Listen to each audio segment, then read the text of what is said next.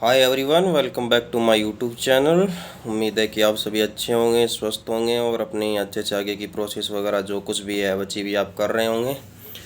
और अभी भाई तमिलनाडु और मुंबई वाले जो महाराष्ट्र वाले जितने भी थे थर्ड वेटिंग लिस्ट के तहत जिनका चयन हुआ है, तो उनका डीवी का प्रोसेस भाई शुरू हो गया है 2 दिन से। और काफ़ी चीज़ें हैं, स्मूथली हो रही है, किसी को बिल्कुल भी डरने की ज़रूरत नहीं है। पूरा ईपीएफओ जो स्टाफ है आरओ का आपका काफ़ी सपोर्टिव है। आपको कोई भी चीज़ में अगर दिक्कत हो रही है तो आपको फुल सपोर्ट किया जा रहा है। ये चीज़ मैं पहले भी आपको वीडियोज़ के थ्रू बताई थी कि भाई एक डिफेंस ऑर्गेनाइजेशन में जो भी पैरामिलिट्री वगैरह में हमारी जब रिक्रूटमेंट होती है उस टाइम डीवी मेडिकल होता है, और यहाँ के डीवी मेडिकल में बहुत दिन रात दिन का अंतर है भाई। जो दोनों चीज़ों को फेस किया है मेरी तरह से, वो इन चीज़ों को समझ पाएगा कंपेयर को अच्छे तरीके से, तो ये बात है। और आपका जो जितने भी डाउट्स थे, जितने भी क्वेश्चन थे, प्रेफरेंस फॉर मेडिकल, एक्सटेंशन, कितना टाइम, कैसे time, already working, service count, नहीं फॉरवर्ड होगी नहीं होगी, छुट्टी फॉरवर्ड होगी नहीं होगी, ये जितने भी मेन टॉपिक थे जो आपके क्लियर डाउट होने चाहिए थे, मैंने भाई इन सब पे सेपरेट सेपरेट वीडियो बनाया है। और जितना मेरे से हो सकता था, जितनी मैं सटीकता से आपको इन्फॉर्मेशन दे सकता था उतनी देने की कोशिश करी है। अभी जो ऑलरेडी वर्किंग है उनका एक क्वेश्चन बच जाता है भाई बार बार कि हमारा जो एनपीएस कटता है 12%, हमारा 12% जो गवर्नमेंट कंट्रीब्यूशन होता है उसका क्या होगा। जब हम ऑलरेडी वर्किंग है उसे रिजाइन देंगे तो क्या वो एनपीएस भी ट्रांसफ़र हो जाएगा, क्या क्या हमारा प्राण कार्ड रिजेक्ट हो गया नया बनेगा या वही वाला कंटिन्यू रहेगा, क्या हमारी जो एक अमाउंट सेव हो चुकी है वो विड्रॉल करनी पड़ेगी, विड्रॉल होगी या नहीं होगी, होगी तो कैसे होगी, अगर हम विड्रॉल नहीं करना चाहें उसी को कंटिन्यू करना चाहें तो कैसे होगा। तो भाई ये सब काम मैं भी करके आया हूँ अभी ठीक 2 महीने पहले, 2.5 महीने पहले। तो इसके बारे में मेरे को लगा कि आपको इन्फॉर्मेशन देनी चाहिए ताकि आपको भटकना ना पड़े कहीं भी। तो देखो मैं थोड़ा सा आपको एनपीएस विड्रॉल के बारे में बता देता हूँ, बेसिक सी नॉलेज है, ये ज़रूरी है आगे बढ़ने से पहले।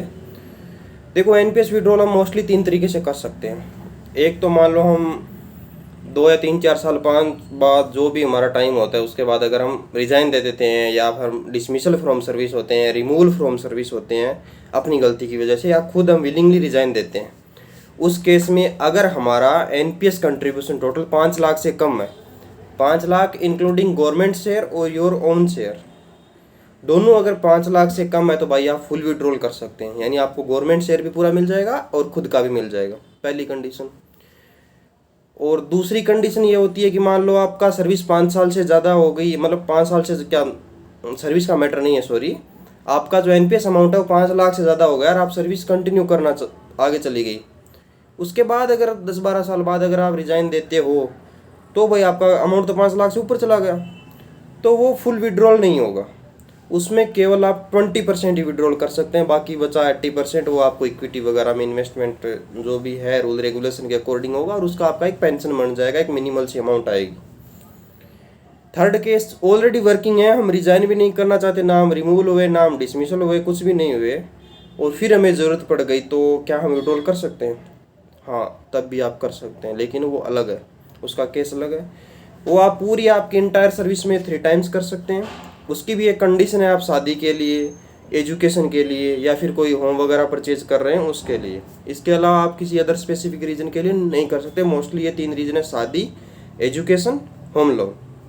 मतलब होम लोन टाइप में ही होगा ना ये, कि आप घर वगैरह परचेज कर रहे हो तो उस कंडीशन में।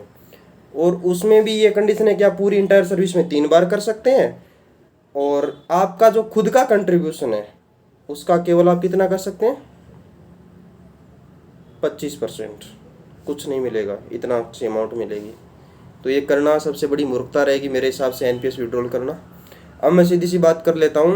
हाँ, एक मैंने शुरू में बोल दिया था कि भाई 12%, तो अभी मैं ईपीएफओ में आ गया तो भाई वो वाला ही मेरे दिमाग में चल रही है चीज़ें कि 12% एम्प्लॉय का करता है, 12% कंपनी खुद कंट्रीब्यूट करता है। लेकिन अपना जो गवर्नमेंट एम्प्लॉय का है वो अलग सीन है, 10-14 का है, 10 अपना कटता है, 14 गवर्नमेंट करती है। तो वो बाई चांस मैं बोल गया मिस्टेक से।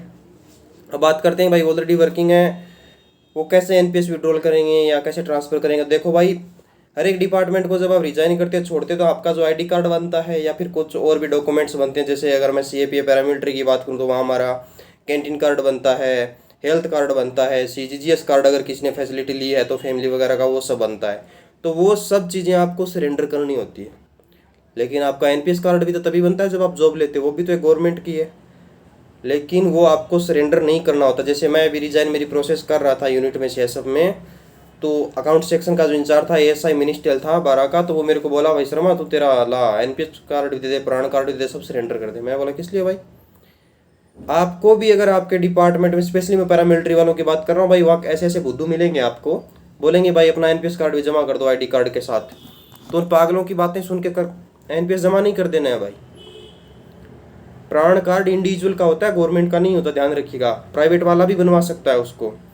और अगर ज़्यादा भी कुछ करे, कहीं कि मेरे को पता है फ्रेशर करे, तो मैं तो खुद मिनिस्ट्री में था, तो ये सब चीज़ें रूल रेगुलेशन वगैरह नहीं सबके बारे में पहले से जानता था। आप सीधा बोल दीजिए उसको, मेरे को रूल दिखा दो। आपका आईडी कार्ड डिपॉजिट होगा, इसका एक रूल है।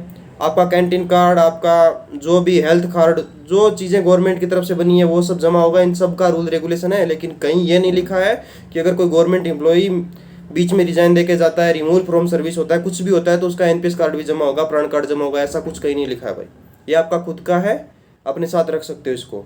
दूसरी चीज़, अगर आपने जमा कर दिया तो आपका फिर डुप्लीकेट बनेगा, ओरिजिनल नहीं बनेगा। उसके अंदर जो बीच में होलोग्राम्स वगैरह आता है ना डुप्लीकेट में, वो सब नहीं आता। 200 रुपये उसकी कुछ फीस भी है, और एनपीएस की वेबसाइट से जाके आपको ऑनलाइन ऑर्डर करना पड़ता है वो। लेकिन ये एक बार ही बनता है, बार बार नहीं बनेगा। तो आपको मैंने इसका बता दिया विड्रॉल का, भाई विड्रॉल कर सकते हो। लेकिन मेरा आपको ये सजेशन रहेगा यार, आपकी 1.5-2 साल की सर्विस हो ही है, तो लगभग आपका 1.5-2 लाख रुपया उसके अंदर सेविंग हो चुका होगा, तो आप उसको विड्रॉल ना करके कंटिन्यू करें। वो आपकी सेविंग है लाइफ टाइम। अगर अभी आप विड्रॉल करोगे तो इन लॉन्ग टर्म हो सकता है उसका एक बड़ा इफेक्ट आपको देखने को पड़े। आपके बैचमेट से आप बहुत पीछे हो जाओगे इस कंडीशन में। तो विड्रॉ इसका जो ट्रांसफ़र करने की है प्रीवियस डिपार्टमेंट से नए ईपीएफओ में करोगे, तो देखो भाई, बैंकिंग सेक्टर को छोड़ के जितने भी पैरामिलिट्री वाले या फिर जो भी सीजीएल के थ्रू जितनी भी जॉब लगती है, एसएससी जितने भी एग्जाम करवाती है, उन सब का तो इजीली ट्रांसफर हो जाएगा भाई। कुछ नहीं करे, वो वहाँ की लास्ट सैलरी क्रेडिट कर देंगे, वहाँ का कंट्रीब्यूशन आ जाएगा। और जैसे ही आप यहाँ अपना प्राण नंबर सबमिट करोगे, कॉपी वगैरह दोगे, तो ईपीएफओ जब सैलरी डालेगा आपके अकाउंट में, उसी प्राण नंबर के तहत आपके प्राण में वो एनपीएस कंट्रीब्यूट करेगा, तो ऑटोमेटिक आपका ट्रांसफर हो जाएगा भाई। जिस डिपार्टमेंट से उसमें पैसा जा रहा है उसी डिपार्टमेंट में वो दिखाना शुरू हो जाएगा। लेकिन बैंकिंग वालों का भाई दिक्कत आ रहा है। अभी एक हमारे साथ एसबीआई क्लर्क से एक बंदा ज्वाइन किया, तो उसका 2 महीना हो गया, लेकिन अभी तक उसका एनपीएस कंट्रीब्यूट नहीं हुआ। उसकी वजह है कि थोड़ा बैंकिंग का सिस्टम अलग रहता है, ये एसबीआई वगैरह खुद उसको रेगुलेट करती है अपने एम्प्लॉयज़ का, तो उसको कुछ मेल वेल करना पड़ रहा है अभी। और हालांकि हो जाएगा, अमाउंट कहीं नहीं जाएगा आपका, लेकिन थोड़ा सा उसको इश्यू फेस करना पड़ रहा है इस चीज़ के बारे में। बैंकिंग को छोड़ के बाकी जितने भी हैं सबका भाई इजीली ट्रांसफ़र हो रहा है, कोई दिक्कत नहीं आ रही है। और कैसे निकलता है, कितनी अमाउंट तक आप निकाल सकते हो, किस कंडीशन में निकाल सकते हो, ये चीज़ मैंने बता रही है। अब आपकी मर्जी है कि भाई आप उस अमाउंट को नए डिपार्टमेंट के अंदर कंटिन्यू करना चाह रहे हो, विड्रॉल करना चाह रहे हो, सब आपके ऊपर है। अगर मैं पर्सनली कहूँ तो भाई, मैंने मेरा 2 लाख की मेरी 193 समथिंग मेरी अमाउंट थी, तो वो यहाँ के कंटिन्यू किया मैंने, अब वही कंटिन्यू चल रही है। मेरा सजेशन ये रहेगा कि आप मत निकालना, बाकी आपकी सेविंग है बची रहेगी। और लास्ट में देखो आपकी मर्जी है, आप चाहो तो, क्योंकि जितने भी ऑलरेडी वर्किंग वाले हैं भाई, 5 लाख से तो ऊपर मेरे हिसाब से किसी की अमाउंट होगी नहीं। ये 2-3-4 साल सर्विस रही होगी आपकी, मुश्किल से हो सकता है 3 लाख हो, 3.5 लाख हो, जो भी है, तो आप विड्रॉल भी कर सकते हैं अगर चाहे तो, एक अच्छी अमाउंट है वो भी। लेकिन पर्सनली बोल रहा हूँ कि भाई मत करना, बाकी लास्ट फाइनल डिसीजन आपका होगा। और आज के वीडियो में बस मैं यही एक छोटी सी इन्फॉर्मेशन देने की कोशिश करी। और भाई जो भी लाइक शेयर सब्सक्राइब, आपको एक अच्छी इन्फॉर्मेशन एक ही प्लेटफॉर्म पे एक साथ मिल रही है, तो और एक इन्फॉर्मेशन मिलना बड़ी बात नहीं, इन्फॉर्मेशन हर जगह मिल जाएगी, बड़ी बात है ऑथेंटिक इन्फॉर्मेशन मिलना, रियल फैक्चुअल, जो रियलिटी में आपको बता रहा हूँ भाई, वो कहीं नहीं मिलेगी। तो उस हिसाब से भाई आप लाइक शेयर सब्सक्राइब जो भी आपकी तरफ से बनता हो देख लीजिएगा। और आज के वीडियो में इतना ही, बाकी मिलते हैं किसी नए वीडियो में नए टॉपिक के साथ। इसके अलावा भी अगर आपको कोई टॉपिक पे वीडियो चाहिए, कुछ और इन्फॉर्मेशन चाहिए, तो आप भाई मेरे को कमेंट बॉक्स में या टेलीग्राम वगैरह में जुड़ जाइए और वहाँ मेरे को बता दीजिए, मैं सेपरेट वीडियो बनाने की कोशिश करूँगा। आज के लिए बस इतना ही, थैंक यू।